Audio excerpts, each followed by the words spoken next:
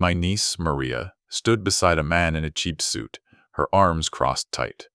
The air in my small, quiet living room felt thick enough to choke on.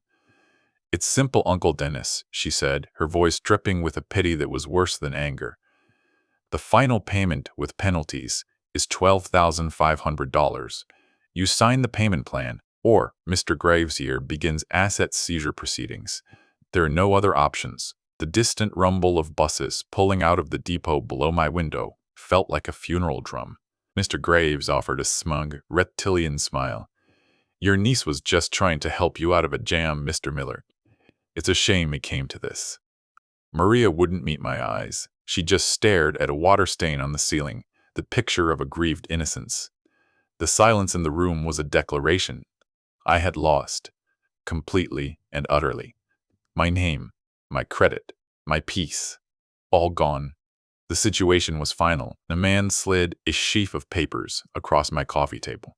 A single yellow sticky note pointed to the signature line. "As you can see," he continued, tapping a photocopied document, "we have your signed agreement and a copy of your state identification. This is all perfectly legal." Maria chimed in, her voice strained. "Just sign it, Uncle. It was an emergency. You would have helped me if I had asked." Her words hung in the air, a confession wrapped in an accusation. I looked from the papers to Maria's tense face, then to the smug loan shark beside her. I didn't say a word. Instead, I folded my hands on my lap, feeling the worn fabric of my trousers beneath my fingertips. A strange calm washed over me, a quiet clarity that felt cold and hard as steel. They saw a defeated old man, a relic cornered in his dusty apartment. They had no idea that their greatest tool, that photocopied ID, was also their fatal flaw. I let the silence stretch, watching the confidence on Mr. Graves's face begin to curdle into impatience. Maria shifted her weight, a flicker of true fear finally showing in her eyes. I took a slow, deliberate breath, my gaze landing on a framed photo of my late wife, Elaine, on the mantelpiece. I was about to speak, to bring their world crashing down around them with a single, simple question. But months earlier, it all began with a piece of mail. My life was one of order. I woke at 5:30 a.m., just as I had for 40 years driving the number 7 bus. My small, tidy apartment overlooked the city bus depot, and the familiar smell of diesel and the hydraulic hiss of air brakes were my morning chorus. I have my coffee, read the paper, and watch the steel giants roll out into the dawn. My world was small, predictable, and safe. It was the life Elaine and I had built, and after she was gone, I guarded its quiet perimeter fiercely. The letter arrived on a Tuesday. The envelope was cheap, with a flashy, aggressive logo for a company I'd never heard of, Swift Cash Lenders. A big red stamp screamed, "Urgent, final notice." I assumed it was junk mail, a mistake. I lived on my pension and Social Security. I hadn't taken out a loan in 30 years, not since we paid off the mortgage on the house we sold after Elaine's diagnosis. I almost threw it away, but something made me open it. Inside, the language was brutal. It claimed I owed them $8,000 for a payday loan, and that penalties were accruing at a staggering rate. My hands started to tremble. This had to be a new kind of scam, a cruel trick targeting old people. But it had my full name, my address, and the last 4 digits of my Social Security number. A cold knot of dread tightened in my stomach. The states had just appeared out of thin air, threatening my entire existence. I called the number, my heart hammering against my ribs. A man with a voice like gravel answered. He was impatient and hostile. When I told him it was a mistake, he laughed. "That's what they all say, old-timer. The loan was issued on March 12th. The money was deposited into your account and withdrawn the same day. We have the digital signature." He recited my full Social Security number back to me. The line went dead, leaving only the dial tone and a roaring in my ears. This was real. My first thought was Maria, my sister's daughter. Since Elaine passed, she'd become my primary link to the family, stopping by once a month with groceries and gossip. She was good with computers and all that modern stuff that baffled me.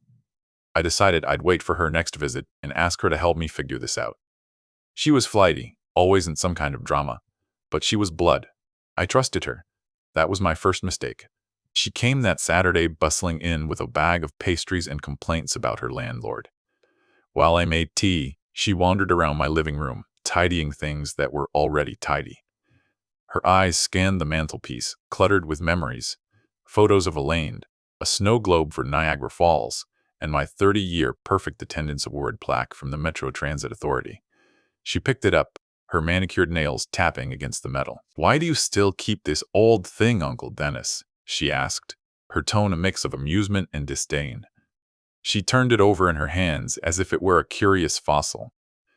"It's just a piece of brass on a fake wood base. It's so dated." She set it back down with a clatter, not bothering to straighten it. To her, it was worthless junk, a dusty relic taking up space. This casual dismissal of my life's work was a small cut, but it bled. I didn't say anything at first, just watched the steam rise from the teacups. "Your Aunt Elaine gave that to me at the ceremony," I said quietly. "She was so proud, cried right there in the front row." I could still feel the weight of her hand in mine that day. The memory was sharp and sweet, a stark contrast to the careless noise of the plaque clattering against the mantel.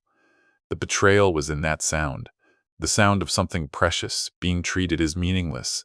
After a moment, I decided to broach the subject. I retrieved the threatening letter from the desk drawer where I'd hidden it, my hand shaking slightly as I passed it to her. "Maria, could you look at this? It seems to be some kind of terrible mistake, a scam." I watched her face closely, expecting to see the same shock and outrage I felt. I expected her to be my ally, my family, my protector, but she didn't look shocked. She didn't look outraged.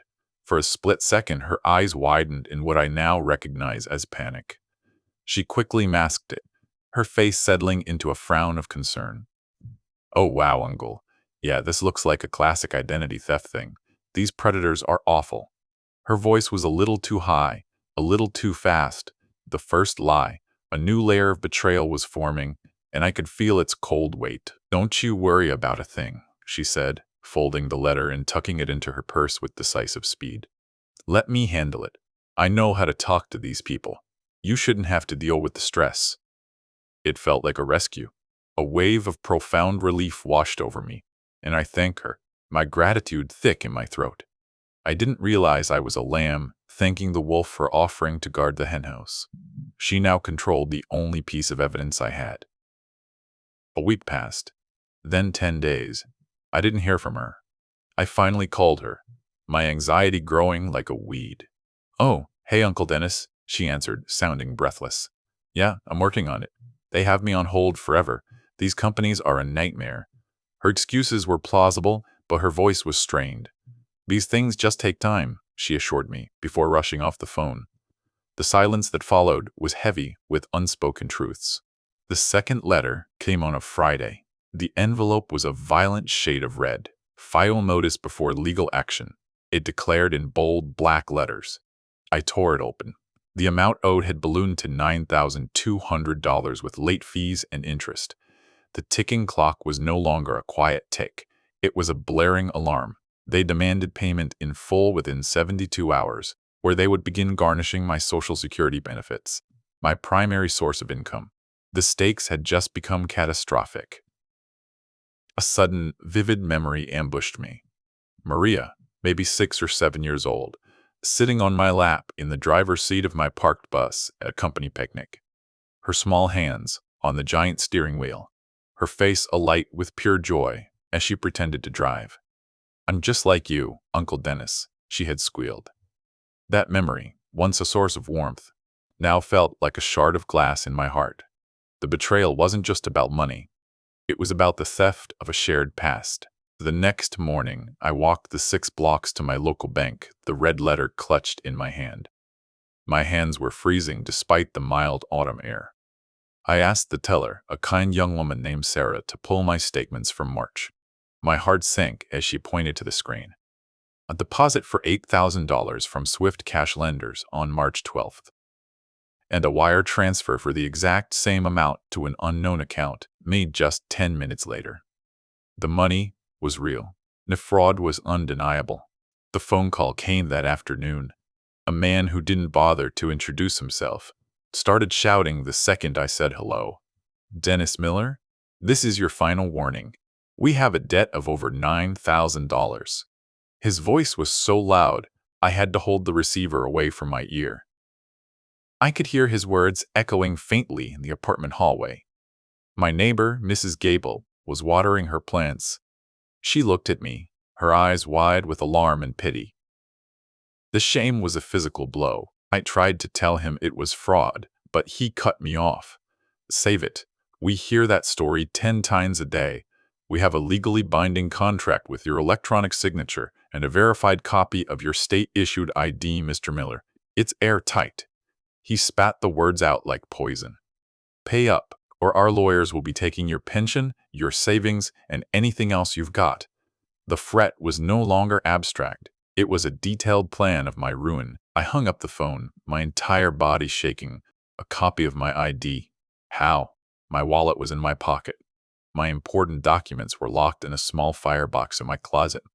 And then a cold, sickening realization washed over me. The spare key. I'd given Maria a spare key to my apartment after Elaine died, just in case of an emergency. She had access to everything. My home, my papers, my life. The betrayal now had a physical shape, a small, brass key. There was no more room for doubt, no more waiting for her to handle it. I put on my coat and walked to the bus stop, the familiar rumble of the approaching vehicle a hollow comfort. The half-hour ride to her apartment complex felt like an eternity. The city I had navigated for 40 years now seemed alien and hostile. I needed to see her face, to hear the truth from her lips, no matter how ugly it was. I stood outside her apartment door, my hand raised to knock, when I heard her voice through the thin wood. She was crying. "I don't know what to do," she sobbed into the phone. There was a pause. "I know, Mom. I'm in trouble. I know. I really thought I could pay it all back before he even noticed. It was just supposed to be for a month." My hand dropped to my side. She meant me.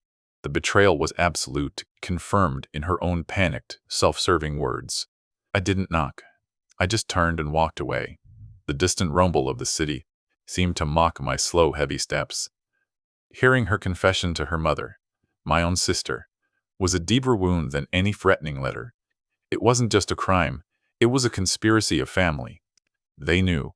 They both knew, and they had left me to twist in the wind. The hope that this was all a terrible misunderstanding was extinguished, leaving only the cold ash of certainty. Back in my apartment, the silence was deafening.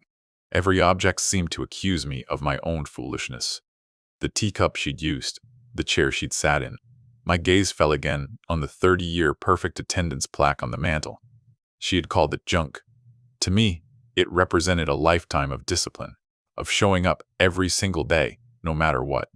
It was a symbol of my integrity, the very thing her actions had put a price on and sold for $8,000. The next few days were a blur of fear. I couldn't eat. Sleep offered no escape, filled with nightmares of courtrooms and eviction notices. I found an advertisement for a free legal aid clinic in the newspaper. It was a glimmer of false hope. I dressed in my best sweater, gathered the bank statement, and took the bus downtown, feeling like a man walking to his own sentencing. The lawyer, a young, overworked man named Ben, listened patiently. Ben sighed when I finished my story, rubbing his tired eyes. "This is a tough one, Dennis. Payday loan companies are notoriously aggressive, and since they have a copy of your ID, it becomes a he said, she said situation. It's your word against the legal document. To fight this, we'd need to file a police report against your niece for identity theft." He let the words hang in the air. A terrible, necessary choice. Filing a report against Maria, against my sister's daughter. The thought made me physically ill. It felt like a betrayal of my own, a violation of the family code. Elaine would have been devastated. She was always the peacemaker. But what choice did I have? Ben explained the process was slow, and a criminal case wouldn't stop the civil debt collection. The loan company could still freeze my accounts and garnish my benefits while we fought. The clock was still ticking, louder than ever. I left the clinic with a heavy heart and a thin pamphlet on fraud protection. The brief flicker of hope was gone, replaced by a crushing defeat. The system was designed to protect the lenders, not the victims. I was just another old man, easily dismissed. As I rode the bus home, the city lights blurred through the grimy window. I felt utterly alone, trapped in a nightmare created by the person I was supposed to trust most. The phone rang the moment I walked in. It was her, Maria. Her voice was syrupy sweet, oozing false concern. "Uncle Dennis, I was just about to call you. I've been talking to those horrible people. They're being so unreasonable. But I think I've got a solution." The audacity of her lie was breathtaking. She was no longer just a thief. She was a performer, and I was her unwilling audience. The betrayal deepened with every word. "They sent over a revised payment plan," she continued, her voice bright and helpful. "It lowers the monthly payment. All you have to do is sign it. A Mr. Graves is going to bring it by tomorrow afternoon, around 2:00 p.m. It's the best we can do." She was trying to lock me into a repayment agreement to make me legally acknowledge the fraudulent debt as my own. This wasn't a solution. It was a trap. At that moment, something inside me broke. Not with a crash, but with a quiet, cold snap. The fear, the hurt, the confusion. It all burned away, leaving behind something hard and sharp: anger. A calm, focused anger I hadn't felt in decades. "Okay, Maria," I said, my voice steady. "Tell him to come." I hung up before she could respond. The time for defense was over. It was time to attack. My mind raced. The lawyer said they had a copy of my ID. He'd called it airtight. But how? Maria had my spare key, yes, but my driver's license was always in my wallet, on my person. My passport and birth certificate were in the firebox, which I checked. It was still locked. How did she get a perfect copy? It didn't make sense. And then a memory sparked. A small detail, easily overlooked. My gaze drifted back to the mantelpiece, to the collection of my love's small treasures.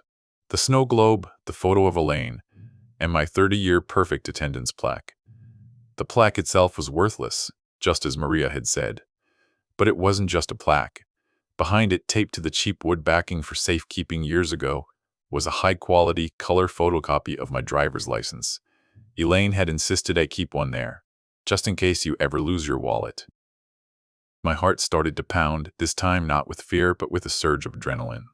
I turned the plaque over. The tape was still there, but the paper was gone. She hadn't broken into my lockbox. She hadn't stolen my wallet.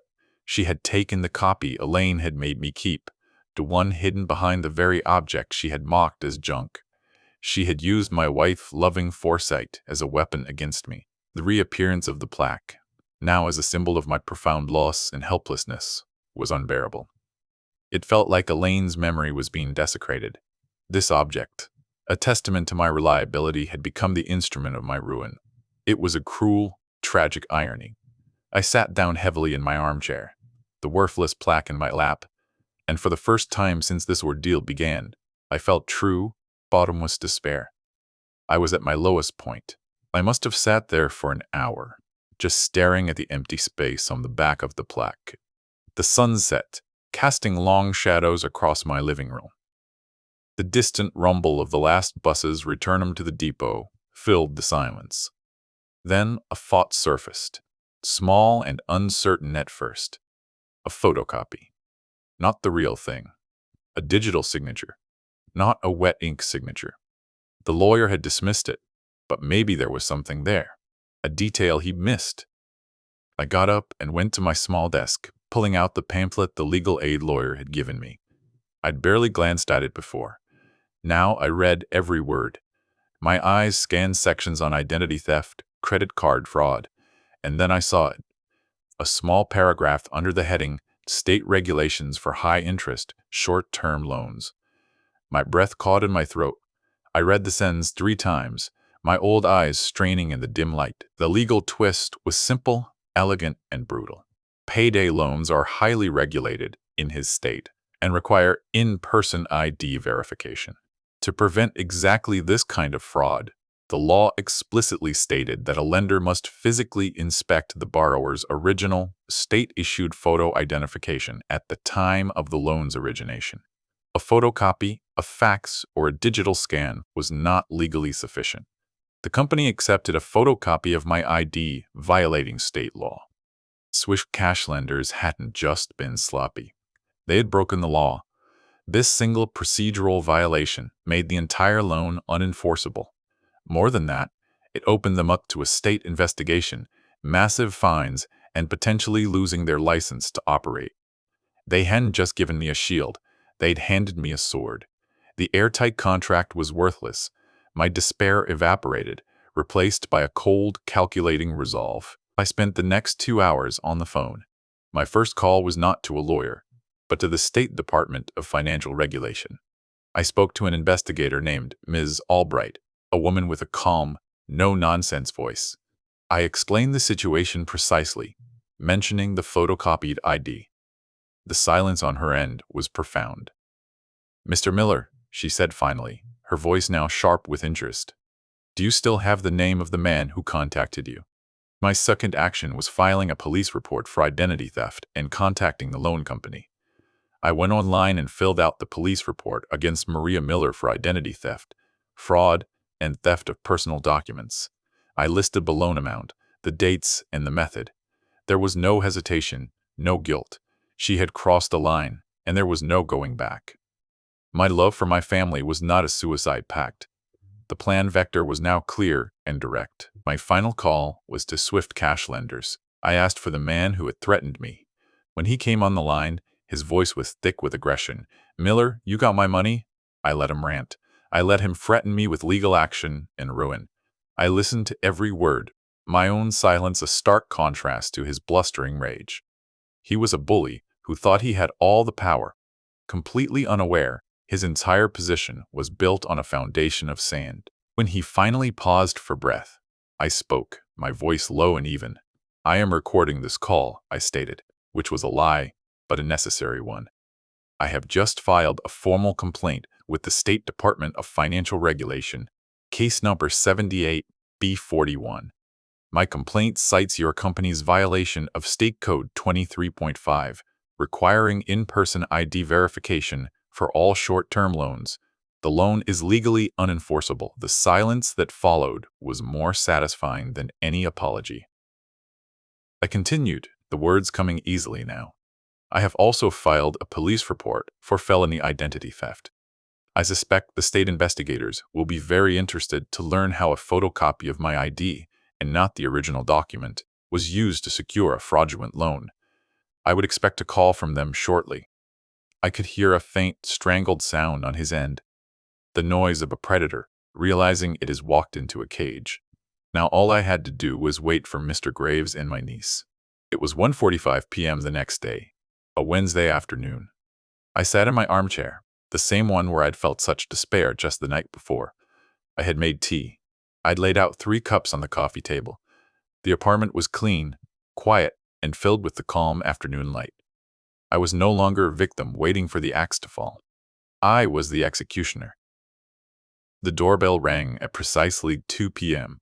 I opened it to find Maria and the smirking Mr. Graves on my doorstep. Maria looked nervous, avoiding my gaze, while Graves held a leather portfolio with an air of finality. "Dennis," she began, "I'm so glad we could work this out for you." Her final insult was her feigned concern, her last desperate attempt to paint herself as my savior instead of my betrayer. I stepped aside and gestured them in. "Please, come in, have a seat." They walked into my living room, my small, quiet living room, the arena I had chosen for this final confrontation. Mr. Graves sat on the sofa, placing his papers on the coffee table with a proprietary air. Maria hovered near the door, looking deeply uncomfortable. They had no idea the trap was already sprung. They had walked right into it. Mr. Graves cleared his throat. "All business. As your niece explained, this new payment structure is very generous. We just need your signature here." He slid the document towards me, his finger tapping the line. Maria wrung her hands. "Just sign it, Uncle Dennis. Please, let's just put all of this behind us." It was the final, arrogant, dismissive insult, delivered with a plea. She was still trying to manage me, to control the narrative. I didn't look at the paper. I looked at Mr. Graves. Before I signed anything, I said, my voice calm, I have a question for you. What is your company's policy regarding in-person physical ID verification as mandated by State Code 235? The man's smug smile flickered.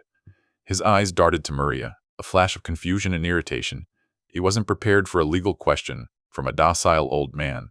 The power dynamic in the room had just begun to shift. We follow all state and federal regulations, he blustered, recovering quickly. Now, about that signature. Maria stepped forward. Uncle, what are you doing? Don't make this difficult. Her voice held a note of genuine panic now. The prey was starting to smell the predator.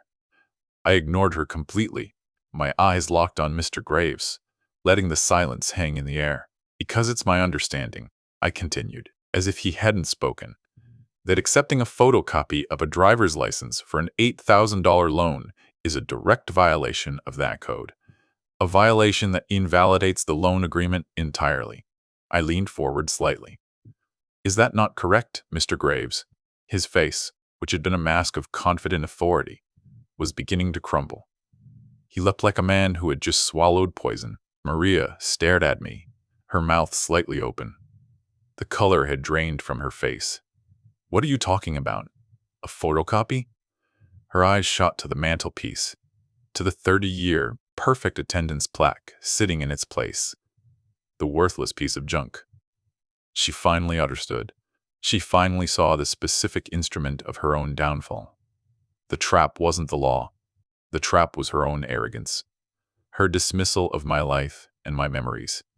A photocopy, I confirmed, my voice cold. The one you took from the back of my attendance award. The one you thought was so worthless. I then turned my attention back to Graves. I spoke with an investigator Albright at the Department of Financial Regulation this morning. She was very interested in your company's verification procedures. She took down your name, in fact.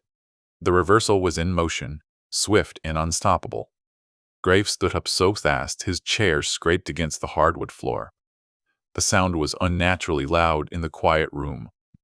This meeting is over, he snapped, grabbing his papers from the table. You'll be hearing from our legal department. He was trying to reassert control, but his voice was thin, reedy with fear. He knew exactly what a state investigation meant. He was no longer a predator. He was just an employee about to lose his job. Maria finally broke. I'm so sorry, Uncle Dennis. I was going to pay you back. I swear, it was an emergency. The justification she had used to condemn me was now her pathetic, last-ditch defense. The tears streaming down her face looked real, but they were tears of self-pity, not remorse. She wasn't sorry she had betrayed me. She was sorry she had been caught. The distinction was everything. I stood up, my movement slow and deliberate. You are not sorry, Maria. You are trapped. I walked to my desk and picked up my phone.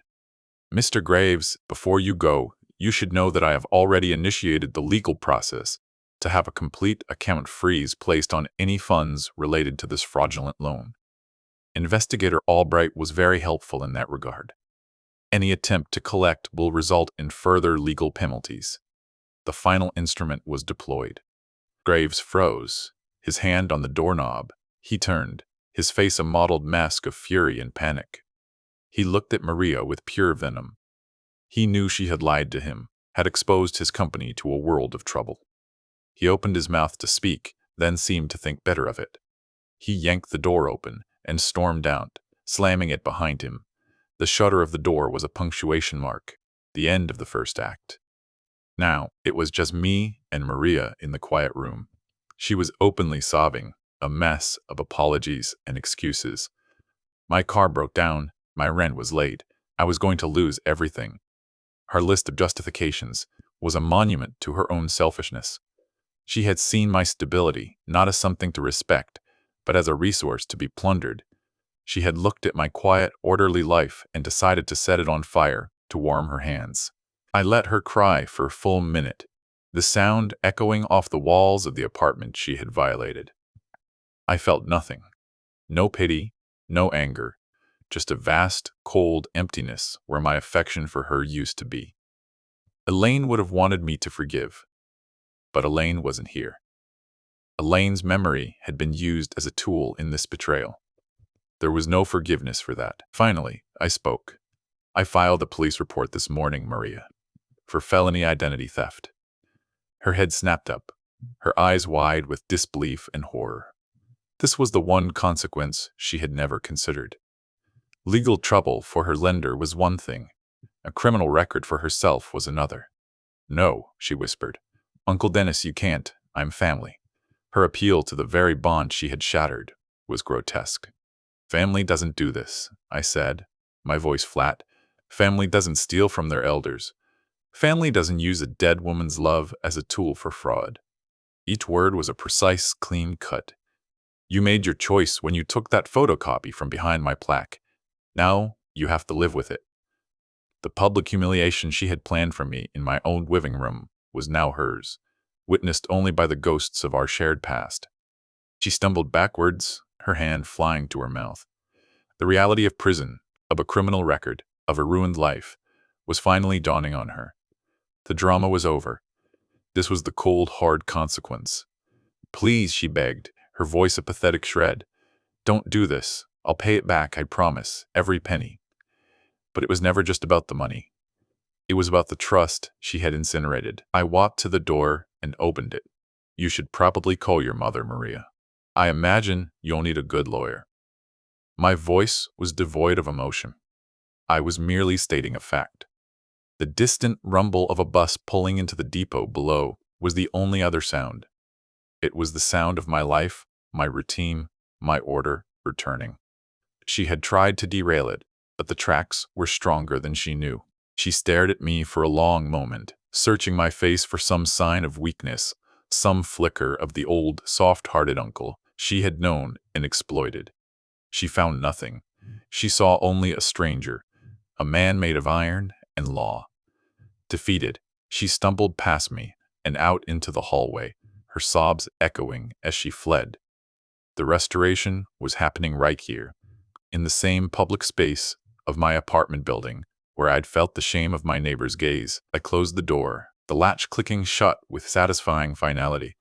The apartment was silent again. The 2 extra teacups sat on the coffee table, untouched. I walked over and picked them up, carrying them to the kitchen sink. I washed them, dried them, and put them away in the cupboard. The simple, methodical act was a reclaiming of my space, my peace. My gaze fell once more on the 30-year perfect attendance plaque sitting squarely on the mantel. It wasn't a piece of junk. It wasn't just a symbol of my past. It was proof that character, in the end, is the only real asset you have. Maria had underestimated the man. She had underestimated the plaque. She had underestimated the quiet power of a life lived with integrity. I stood by the window, watching the afternoon light fade over the bus depot. The steel giants were returning, one by one, their journeys done for the day. My own long, dark journey was over, too. I picked up the phone, my fingers dialing the number for the legal aid clinic from memory. When the young lawyer answered, my voice was steady and clear as I began to speak. "Ben," I said, "my name is Dennis Miller. We have a lot to talk about."